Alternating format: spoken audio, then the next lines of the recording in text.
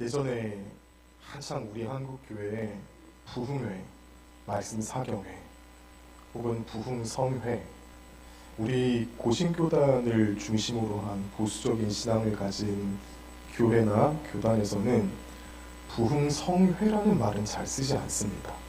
말씀 사경회, 부흥사경회. 지금 부흥사경회라는 말도 좀 많이 가서 이런 말을 썼지, 여러분들께서 이제 우리 고신교단에서 신앙생활을 계속 해오셨던 분이라면은 부흥회라는 말보다 말씀사경회라는 말을 더 많이 들어보셨을 거예요. 자, 그런 이제 부흥사경회까지 다 포함을 해서 우리 교단에서는 어떤 특정한 주제를 가지고 설교를 하기보다는 말씀사경회는 성경을 본문으로 딱 정해놓고 그 본문에서 말하는 주제와 그리고 소주제들을 이제 며칠 나눠서 그렇게 얘기를 했었죠. 사실 이게 가장 건강하고 그리고 정확하고 올바른 그러한 집회입니다. 어떤 사람들이 원하는 주제나 아니면 요즘 이슈가 되는 그런 주제들을 가지고 집회를 하거나 강의를 하게 되면은 성경을 참고를 하는데 여기서 이 말씀 찾아오고 저기서 이 말씀 찾아오고 그렇게 많이 성경을 짜듣기를 합니다. 그러면 어떤 위험에 빠지냐면 성경이 우리에게 주는 메시지를 먼저 듣는 것이 아니라 내가 알고 싶어하는 메시지를 성경에서 끄집어 오게 돼요. 그러면 미담까지는 아니겠지만 하나님께서 성경 말씀을 통해서 우리에게 주시는 본래의 메시지를 곡해하게 됩니다. 그러면은 우리 신앙이 건강해지기보다는 물론 그 말씀을 듣는 것도 은혜가 되기는 합니다만 그러나 그게 정확하고 올바른 개혁주의적인 그런 방법은 아닙니다. 그래서 제가 지금 뭘 얘기를 하려냐면은 예전에 이제 통합측도 아니고요 순복음이나 성결 그런 이제 오순절 계통의 은사 중심적이고 뭐 그런 교단들이 있잖아요.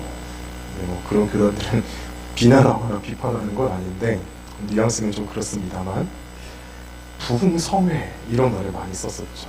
근데 거기 가보면은 거기까지는 괜찮아요. 축복, 신유, 부흥성회 그런 게 많았습니다.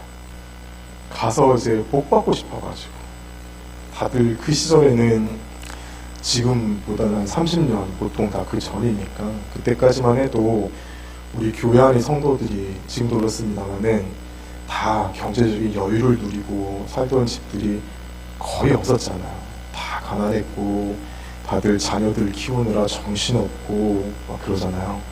노후를 생각할 그 여유가 어디 있습니까? 당장 올해 이번 달 살기도 바쁜 그런 사람들이 거의 교회 안에 대부분이었으니까. 그래서 어떻게든 또 현실에 어려움들이 있잖아요. 경제적인 어려움뿐만 아니라 질병도 있었고 여러 가지 어려움들이 있었잖아요. 또 짝 믿은 가정에서는 남편들이 교회 다닌다고 얼마나 많이 핍박을 했습니까? 막 신발도 집어 던지고 그런 가정들 참 많이 들었잖아요. 그래서 그 당시 사람들은 축복 대성회, 신유 집회 이런 거 하면은 참 많이 몰려들었었다 그랬습니다. 그 당시에 죄송합니다. 기도원에만 가도 연말에 기도원에 가면은요 자리가 없어가지고 거기 기도원에서 일하는 그 교육자들이 앞으로 가세요. 앞으로 좀 붙으세요. 뭐 이렇게 하고 나중에는 통로에도 방석 깔고 다 이제 그 기도원이 그렇게 막 북적였잖아요. 저도 고등학교 때까지만 해도 저는 이제 서울에서 살았으니까 청평 양평에 가면은 그 기도원이 하나 있었어요. 이제 그 여의도 순복음 교회 계열의 이제 그런 교회인데, 근데 그 교회는 특이하게도 굉장히 건강한 설교를 하시는 분들을 서울 경기 있는 큰 교회에 건강한 설교를 하시는 분들을 다 모셔와가지고 그렇게 설교를 했었어요. 그래서 거기 보면은 저희 고신교단 출신 목사님들도 한 달에 한 번씩 서울에 있는 큰 교회 목사님들 한 번씩 가서 설교를 하셨어요. 그때 이제 연말이나 고등학교 때 저 어머니 따라가지고 가면은요 세상에 앉을 데도 없어요. 하룻밤 자고 오는데 잘 데가 없어가지고 그 큰 예배당에 그냥 방석 깔고 왔는데요. 그냥 구석구석에 비집고 막 자고 자는데 막 옆 사람이 발로 막 밟고 차고 그렇게 미어 터져 나갔어요. 근데 요즘은 어떻습니까? 양산의 그 무슨 기도원이죠? 감람산 기도원인가요? 감림산 기도원인가요? 매물로 나왔대요. 기도원이 운영이 안 돼가지고 어렵대요. 사람들이 오지를 않아요. 어떻게 보면은 한편으로는 이제는 기도원에 가서 막 부르짖지 않아도 잘 먹고 잘 살게 되었다는 증거이기는 한데, 근데 그게 우리한테는 노란불이죠. 빨간불이에요. 잘 먹고 잘 살게 됐다고 삶에 어려움과 고난이 없다고, 그렇다고 해서 우리가 부르짖어야 될 제목들이 없어지는 거 아니거든요. 하나님 앞에 기도해야 될 제목들은 여전히 우리 삶 가운데 산재해 있고, 하나님 앞에 부르짖어야 될 이유는 만약에 우리에게 어려움이 없더라도 내가 건강하고 잘 먹고 잘 살고 내 노후가 잘 준비가 돼 있고 자녀들도 착실하게 잘 살아가고 아픈 데도 없고 교회 생활에도 문제가 없고 모든 면을 돌아봤을 때 야, 내가 이래도 되나 싶을 만큼 좀 편안한 생활을 할 때, 그러면은 기도 안 해도 되는 겁니까? 아니요. 그때 더 열심히 기도해야 돼요. 기도를 하지 말아야 될 이유는 없고요. 기도를 하지 말아야 될 때는 없습니다. 자, 다시 제가 하려고 하는 얘기 좀 돌아와가지고, 축복 부흥 대성에 어떻게 하면 못 받을 것인가? 어떻게 하면 내가 하나님 앞에 좀 내 생활이 좀 윤택해질까? 그때는 그런 관심들이 참 많았어요. 근데 그게 하나님 앞에서 절대 나쁘다고 볼 수는 없습니다. 예수님께서 공생의 생활을 하실 때 예수님을 찾아왔던 사람들, 예수님께서 찾아가서 만나주셨던 사람들은 다 어떤 사람들이었습니까? 거의 다 병들어 있는 사람들이었어요. 사람들이 고치지 못하는 병으로 이제 고독하게 죽음을 기다리는 사람들도 많았어요. 태어날 때부터 장애를 갖고 태어나가지고 한 번도 사람답게 살아본 적이 없는 사람들, 앞으로도 이 병이 나을 기약이 없기 때문에 여전히 어두운 가운데 있던 사람들, 가난한 사람들, 소외당하는 사람들, 무시당하는 사람들, 인권과 인격이 짓밟힘을 당하면서 살아갔던 사람들, 주님께서는 다 그런 사람들을 위주로 만나주셨습니다. 예수님 자신도 태어나는 순간부터 죽으셨던 순간까지 어떻게 사셨습니까? 뭐 제대로 된 산부인과는커녕 조산소도 아니고요. 조산소는커녕 깔끔한 방 하나에서 난 것도 아니고 얼마나 그 비위생적인 마구간에서 거기서 태어났습니다. 그 당시 마구간으로 생각해 보십시오. 뭐 동물들의 대소변이나 제대로 이렇게 잘 정리가 되겠습니까? 그 악취가 나고요. 뭐 위생으로는 어떻겠습니까? 아이고, 누가, 그것도 둘째 셋째도 아니고 첫째인데, 장남 장녀인데 누가 그런 데서 아기를 낳고 싶겠습니까? 그 순간 아버지 요셉과 엄마 마리아는 마음이 얼마나 마음에 그늘이 졌겠어요. 자식을 여기서 낳아야 된다. 마리아는 이 아이가 성령으로 잉태된 아이인 걸 알았습니다. 마리아는 거기서 그 아이를 낳고 싶었겠습니까? 그 마음은 어땠겠어요? 예수님이 살아가시면서 참 가난하게 사셨고 잘 배우지도 못하셨고 그렇게 사셨어요. 죽을 때는 어땠습니까? 돌아가실 때는 어떻겠습니까? 정말 그 가장 비참하고 심각한 모습으로 그렇게 돌아가시지 않았습니까? 끝까지 죄를 씻지도 못하고 오명을 뒤집어 쓴 채 그 예수님의 삶이 어떻겠습니까? 자, 그래서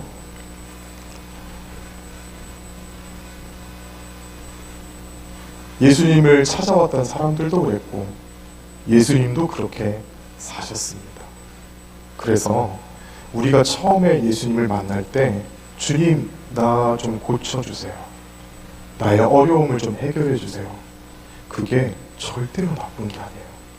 시작은 그렇게 하는 거예요. 누가 처음부터 내 원죄와 자범죄를 다 고백을 하면서 나의 영적인 그런 문제를 해결해 주실 분은 예수님밖에 없어. 그런 문제를 가지고 고민하는 성도들도, 사람들도 있어요, 부분적으로는. 그래서 그런 데 관심을 가지고 교회에 나왔더니 정말 이 말씀을 들으니까 내 영적인 그런 고민들이 해결이 되는 것 같다고. 내가 진짜 예수님 믿고 싶어진다고.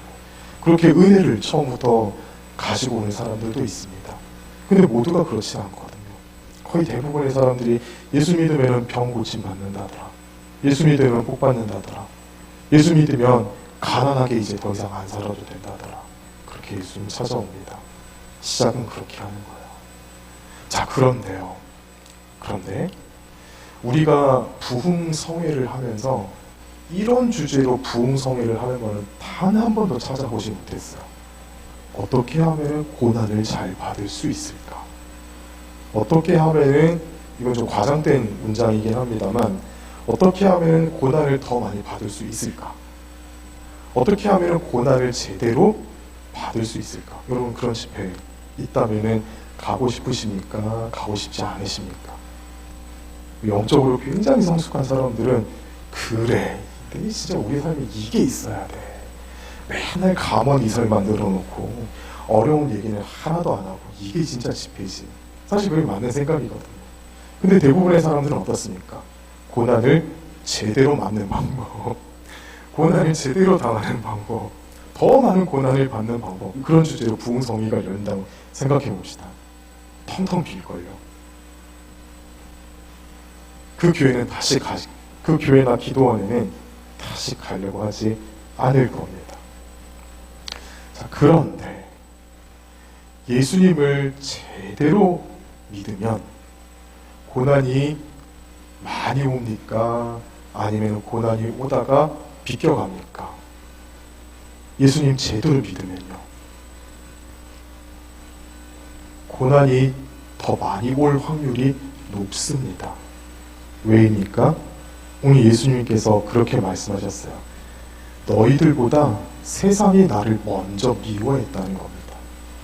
세상으로부터 예수님이 외면당하고 배척당하고 거부를 당했다는 겁니다. 쉽게 말하면 세상이, 즉 예수님을 알지 못하는 비복음적인 세계가, 세속이 예수님을 싫어한다는 겁니다. 예수님을 싫어한다는 것은 무슨 말입니까? 하나님의 말씀 속에 스며있는 삶의 원리입니다. 예수님은 한 사람을 싫어했다기보다는 예수님의 입을 통해서 선포되어진 하나님의 말씀을 싫어했다는 겁니다.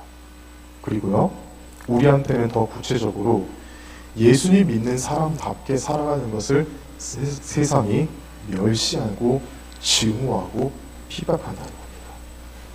그래서 오늘 말씀 결론을 간단하게 딱 요약을 해보면은, 원래 세상이 예수님을 싫어했다. 첫 번째. 두 번째, 그러므로 예수님을 믿는 사람들, 예수님을 제대로 믿는 사람들은 세상의 미움을 받는 것은 당연하다. 이겁니다. 셋째, 그런데 걱정할 것 없고 낙심할 것 없다. 왜냐하면 예수님께서 그렇게 먼저 당하셨기 때문에 예수님 믿는 사람들이 예수님처럼 똑같이 세상으로부터 미움받는 것은 당연한 결과이기 때문이다. 넷째, 근데 그것을 하나님께서 그냥 내버려 두시는 것이 아니라 성령께서 다 지켜보고 계시고 이 어려움을 이겨나갈 수 있도록 성령께서 능력을 주시고 위로해 주신다. 그래서 총 결론은, 그러므로 화이팅! 힘내라! 그게 정상이다. 이게 오늘 말씀의 핵심입니다. 예수님을 제대로 믿으려고 하면요, 어려움을 겪습니다. 다른 사람들이 나를 괴롭히는 거는 둘째치고서라도 내가 예수님을 제대로 믿고 살려면은 어려움이 찾아옵니다. 세상 사람들은 적당히 적절하게 편법을 섞어서 살아갑니다. 거짓말도 좀 하고, 특히 남이 보이지 않는 곳에서 잘못을 했을 때 자기 스스로를 합리화시키면서 지나갑니다. 제 차가 지난주에 뺑소니 사고를 당했는데요. 그래서 지금 제 차가 교회 주차장에 안 보입니다. 밤 12시 반, 비가 부슬부슬 내리는 밤, 블랙박스에도 찍히지도 않고 CCTV에도 도무지 잡히지 않아요. 사건 접수를 했는데 담당 경찰관이 저한테 부정적인 메시지를 거의 결론적으로 전했습니다. 세상에, 남의 차를 치고 갔으면 아무리 밤이 와도 저한테 연락을 해야죠. 앞이 완전히 다 망가졌어요. 제 차값보다 수리비가 더 나왔어요. 아유. 살다 보니까 참 의도치 않은 곳에서 돈이 이렇게 많이 빠져나갑니다. 세상 사람이 마음대로 안 되는 것 같아요. 양심이 없어요, 사람들이. 남들이 안 보면은요, 적당히 편법을 하고, 나중에 이제 대가를 치르지 않으면은 사람들 뭐라고 하는지 아십니까? 아싸, 재수 좋다. 이럽니다. 이거는 하나님 나라의 관점에서 볼 때 죄입니까? 아니면 선한 겁니까? 죄예요. 우리에게 어쩌다 한번 일어날 수 있는 예를 한번 들어볼까요? 식당에서 음식을 먹었어요. 그런데 음식을 먹으면서 추가로 공깃밥하고 된장찌개 시키고 음료수 시켰어요. 근데 계산하는 직원이 깜빡해가지고 이 추가로 시킨 거를 결제하는 걸 까먹었어요. 그럼 어떻게 하시겠습니까? 세상 사람들은 아싸, 재수 좋다. 오늘 돈 덜 냈다 이러면서 얼른 계산하고 빨리 도망가잖아요. 근데 예수 믿는 사람들은 어떻게 해야 됩니까? 불러 세워야 돼요. 나 더 먹었는데 나 이거 빠졌다고 받으셔야 된다고. 이게 예수 믿는 사람들이 해야 되는 겁니다. 정직하게 살아가면 손해봐요. 근데 이게 손해라고 할 수 없죠. 당연한 걸 지불을 해야 되는데 그걸 안 하면 그건 죄잖아요. 하나님 나라의 관점으로 봤을 때 정직하게 살면 죄 안 짓고 살아갑니다. 그게 우리한테 훨씬 유익이에요. 근데 세상의 관점에서 보면 어떻습니까? 그 바보 같은 행동이에요. 세금을 정확하게 딱 내야 되는데 이 회계사하고 세무사들을 통하면요, 법을 적당하게 이용을 해가지고 세금을 덜 내는 방법을 찾아줍니다. 그래서 그 사람들이 먹고 살아요. 잘하는 겁니까? 잘못하는 겁니까? 잘못하는 거예요. 세금은 정확하게 내야 돼요. 불법을 저질러서 당장 눈앞에 내가 이윤을 얻는 것 같지만, 근데 나중에 하나님 나라 가기 전에 하나님 앞에 섰을 때 거기서는 피할 수가 없어요. 세상 사람들은 그걸 모릅니다. 일을 하면서 우리나라 사회가 그렇게 돼야 됩니다. 예수쟁이들하고는 일 못해 먹겠다고. 그런 얘기 참 많이 들어요. 주변에 사업하시거나 일하는 사람들 보면 거래 장부를 작성을 하고 세금 명세서를 작성을 하는데 적당히 이렇게 전문용어로 짬짬이라고 하죠. 이렇게 해가지고 좀 그렇게 해서 서로 간에 좀 좋은 게 좋은 거라고 장부도 조작하고 이렇게 해야 되는데, 예수님 믿는 사람들 중에 그들이 말하기를 이 독한 것들 만나면은 고지고대로 다 적으려고 한다고. 그럼 남는 게 하나도 없는데 어떻게 사업하는 말이냐 이런 이야기를 들어요. 근데 그걸 잘하는 걸까요? 못하는 걸까요? 잘하는 거예요. 저 이런 얘기도 들었어요. 이제 교회에는 여성도님들이 많잖아요. 어디를 불문하고 교회는 여초 사회입니다. 여성들의 숫자가 많습니다. 그래서 어느 목사님이 얘기하시길, 여러분도 많이 들어보셨을 거예요. 시장 가서 물건 살 때 너무 많이 깎지 말라고. 그래놓고 제 옆에서 시장에서 누구 만나면 아이고 권사님, 집사님. 그럼 파는 사람이 교회 다니는 사람들 뭐라고 생각하겠냐고. 저 독한 것들 그렇게 생각하지 않겠냐고. 그런 얘기도 들었어요. 남성들한테는 택시 탈 때 동전 몇백 원 그렇게 하면은 그거 받지 말고 그냥 더 드리라고. 그리고 예수님 이름으로 축복하는 얘기 한번 하고 나오라고. 내가 당장 조금의 경제적인 그 손해를 보는 것 같은데 그게 훨씬 더 하나님 나라를 위하는 길이라고. 그런 이야기를 많이 들으셨잖아요. 그런 얘기들. 제가 지금 무슨 얘기합니까? 예수님 믿으면서 제대로 살면은 세상 사람들의 눈에 보기에 미움받을 수 있어요. 너만 잘났냐? 너만 예수 믿냐? 적당히 믿어라. 우리하고 좀 맞춰서 살아라. 그래야지 내가 너희들하고 그렇게 하지. 한번 생각해 보십시다. 장부를 정확하게 기재를 해서 주변의 사람들 조금 불편하게 만들어서 내년에 그것과 거래처가 끊어졌어요. 예를 들어서요. 너무 정직하게 사는 바람에 주변 사람들이 답답해하고 힘들어요. 내가 사회에서 고립이 됩니다. 그것 때문에 그 어려움을 당하지 않으려고 세상 사람들과 적당히 섞여서 살아가면 어떻게 될까요?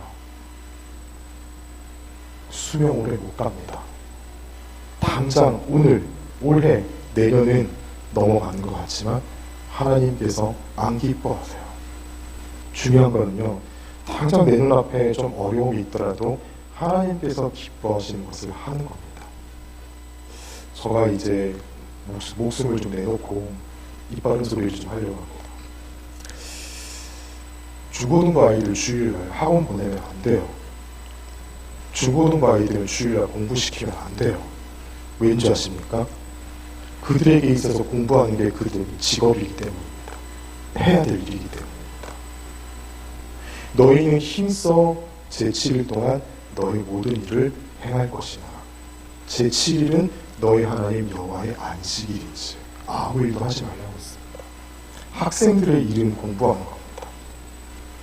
근데 주일날 공부하는 것은 주일을 지키는 게 아니에요. 한 5,000명, 10,000명 되는 교회 가면요, 중고등부가 3파트가 있어요.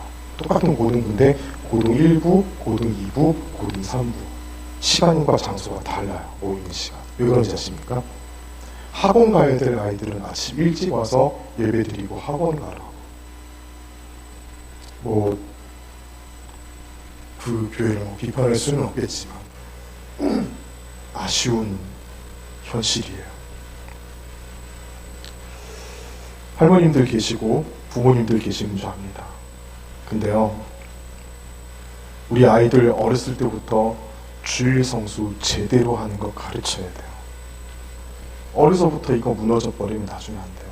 대학 가면은, 직장 생활 하면은 주일 빠져야 되는 이유가 얼마나 더 많이 생기는지 아십니까? 근데 중고등학교 때 이거 딱 지켜내면은요, 나중에 이길 수 있어요. 생각해 보십시다. 요셉이 만약에 보디발의 아내의 유혹에 넘어갔다면 이유가 충분히 될 수 있어요. 내가 지금 당장 딱 한 번만 눈 감고 타협하면은 앞으로 내 여기서 직장이 보장이 받습니다. 굳이 주인들의 눈에 어긋날 행동을 할 이유가 없어요. 일제시대 때 우리나라 교회 목사님들 거의 대부분이 신사참배에 다 넘어갔어요. 근데 그들의 명분이 뭐였는지 아십니까? 언젠가는 곧 해방이 될 것 같은데 지금 일단 이 위기를 넘겨야 교회를 살릴 수 있다. 근데 그 명분이 맞습니까? 아니죠. 우리 고신교단이 그 목숨 걸고 지킨 우리 선배 목사님들의 후손이라는 사실은 참 감사하고 너무나도 자랑스럽습니다. 이것이 우리 공로가 돼서는 안 되지만, 근데 그 와중에서도 목숨 걸고 신앙을 지켰던 분들이 있었단 말이죠. 주기철 목사님 기록 영화를 보면요, 목사님을 며칠 동안 완전 쫄쫄 굶긴 다음에 어느 날 갑자기 한상을 쫙 차려줬어요. 주기철 목사님이 저 어렸을 때 봐서 기억이 나요. 눈이 동그래졌어요. 그 음식을 보고. 딱 드시려는 순간 눈앞에 벽을 들어보니까 천왕의 사진이 딱 걸려있어요. 밥을 먹으려면 어떻게 해야 됩니까? 이러고 먹을 수 없잖아요.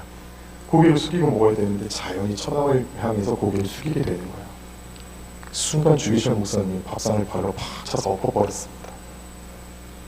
그때 어린 제 눈에 저거구나. 저렇게까지 철저하게 하나님 섬겨야 되는구나. 저는 그거 배웠어요.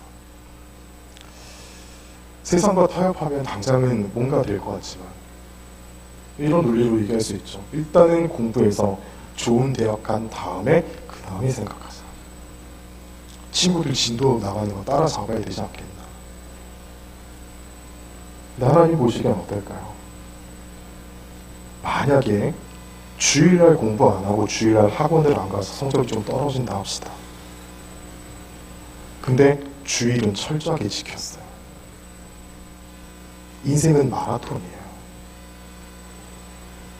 하나님께서 그 인생을 어떻게 하시겠습니까? 종종 쓰는 표현입니다. 바알에게 무릎 꿇지 않은 7,000명의 명단 속에 그 아이 이름 딱 넣어놓으시지 않으시겠습니까? 결정적인 순간에 하나님의 나라의 싸움에서 그 승리를 이끌 리더십으로 하나님께서 귀하게 그 인생 쓰시지 않겠습니까? 하나님의 눈에 제대로 들고 하나님께서 하신 말씀 제대로 지키면 하나님께서는 그 인생 책임져 주십니다. 저는 그렇게 믿습니다. 그래서 지금부터 이제 권면을 하십시오. 강하게 권면을 하십시오. 애들 주일날 공부시키지 마라. 학원 보내지 마라. 그러면서 뒤에 한마디 하세요. 김준 목사가 시키더라. 한마디 하세요. 그래서 제가 그랬잖아요. 제 목숨 내놓고 얘기한다고. 근데 이 얘기를 안 하는 거는요, 직무유기예요. 집사님들한테 미움받을 것 같아요. 큰 교회에서는 더해요. 이런 거 절대 말 못해요. 얘기하면은 그 주간에 수십 통의 항의 전화가 옵니다. 진짜로요. 왠지 아세요? 고민하고 아픈 부분을 건드렸기 때문이에요. 근데 이거는요, 그거랑 똑같아요. 어떻게 하면은 고난을 더 많이 받을 것인가, 그 제목으로 부흥성회 하는 거하고 똑같은 거예요.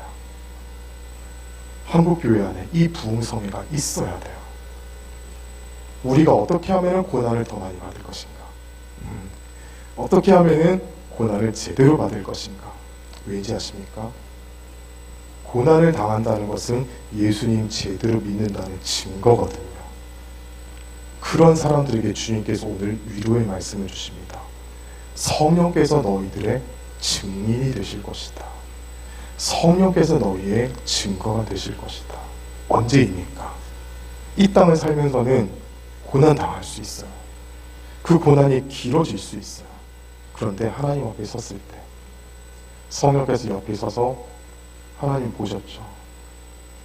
이 친구가 하나님 말씀 순종하기 위해서 고난 받으면서 진짜 배기로 신앙생활한 사람입니다. 제가 보증합니다. 성령께서 우리 옆에서 그렇게 말씀해 주신다는 겁니다. 뿐만 아니라 우리가 믿음이 없으면 고난을 견딜 수가 없습니다. 그렇지 않습니까? 여러분들 지내오셨다는 시간 한번 생각해 보세요. 내가 그 시간에 정말 예수님만을 붙드는 믿음 없었으면 그 고난의 자리에서 뛰쳐나갔어요. 사람한테 찾아가고 세상의 방법 찾아가고 하나님의 그 연단의 시간을 그냥 중간에 중도 포기하고 다시 뛰쳐나갔어요. 근데 하나님은 그렇게 그 과정에서 벗어난다고 그냥 포기하지 않으십니다. 나중에 어떻게 되는지 아십니까? 처음부터 다시 고난이다, 시험이다 생각하면은, 시작됐다라고 생각하면은 버텨야 됩니다. 그 시간이 끝날 때까지 견뎌내야 돼요. 근데 무엇으로 그걸 견뎌냅니까? 오직 믿음밖에 없습니다. 어떻게 나의 증인과 증거가 되어주시는 성령님을 우리가 그때 바라볼 수가 있습니까? 정말 어렵고 힘들면 눈앞에 뵈는 게 없어요. 하나님 이거 보고 너무너무 힘들어가지고 다 그냥 그만두고 싶어요. 혹시 여러분 그런 적 있지 않으셨습니까? 분명히 있으셨을 거예요. 아무도 도움도 안 되고 교회가 또 하나도 은혜도 안 되고 하나님께서 나한테 꽉 입을 닫으신 것 같고 그럴 때가 있어요. 그렇다고 포기해버리면 안 돼요. 하나님께서 그 순간 우리 눈에 보이지 않지만 하나님께서 우리를 얼마나 위로하시고 응원하고 계시는지 모릅니다. 요셉 얘기 하나 더 할까요? 요셉의 인생 가운데 어떨 때가 그럴 때였을까요? 감옥에 갇혔을 때, 떡 맡은 관원장, 술 맡은 관원장 둘 다 없어지고 났을 때, 그때부터는 요셉이 감옥에서 혼자 남겨질 시간이었어요. 요셉이 어떤 생각했을까요? 아, 이제는 끝났다. 날 도와줄 수 있는 그 끈들이 다 사라지고 말았다. 내 인생 여기서 끝나나 보다. 어떻게 하면 좋을까? 그 생각했을 겁니다. 근데 하나님께서 그 요셉의 시간을 길게 하셨어요. 한참 지난 다음에 그때서 하나님께서 요셉을 찾아가셨어요. 무슨 말입니까? 하나님께서 요셉을 안 버리셨다는 증거입니다. 요셉을 지켜보고 계셨고 요셉이 훈련을 잘 받기를 하나님께서 기다리셨다는 겁니다. 우리가 고난과 어려움 당할 때 하나님께서 우리를 그렇게 바라보십니다. 근데 우리가 무엇으로 그걸 견뎌낼 수 있습니까? 믿음밖에 없습니다. 그러므로 오늘 말씀의 결론입니다. 성령님을 생각할 수 있는 것도, 그 시간을 견뎌낼 수 있는 것도, 고난의 시간을 우리가 참아낼 수 있는 것도 우리의 의지나 우리의 정신력이나 우리가 훈련이 잘 돼가지고 아니면 인내심이 좋아서 참을성이 좋아서 아닙니다. 믿음밖에 없습니다. 그 믿음을 우리가 어떻게 부응받을 수 있겠습니까? 첫째, 기도하는 겁니다. 예수님께서 제자들에게 그렇게 말씀하셨어요. 믿음을 달라고 기도해라. 믿음은 본질적으로 우리가 훈련해서 우리에게서 만들어낼 수 있는 능력이 아니라 하나님께서 부어주시는 겁니다. 인생의 고난과 여러 가지 어려움을 통해서 하나님께서 우리에게 부어주시는 하나님의 선물입니다. 또 하나, 믿음은 어떻게 생겨납니까? 순종할 때 생겨납니다. 하나님께서는 우리에게 순종의 훈련을 시켜주시는데 그 결과는 믿음입니다. 근데 때로는 순종하기 싫은 사람, 순종하기 싫은 상황, 순종할 수 없는 사람, 순종할 수 없는 상황 속에 우리를 몰아넣으시고 우리를 순종하게 하십니다. 그때 순종의 능력이 개발이 됩니다. 그때 순종할 수 있는 힘이 부어지게 됩니다. 성령님을 의지하고 바라보는 그 힘은 믿음에서 나오고요. 믿음은 하나님께 기도해서 은혜로 받는 것입니다. 둘째로 믿음은 순종하는 그 훈련의 시간을 통해서 하나님으로부터 부어지는 겁니다.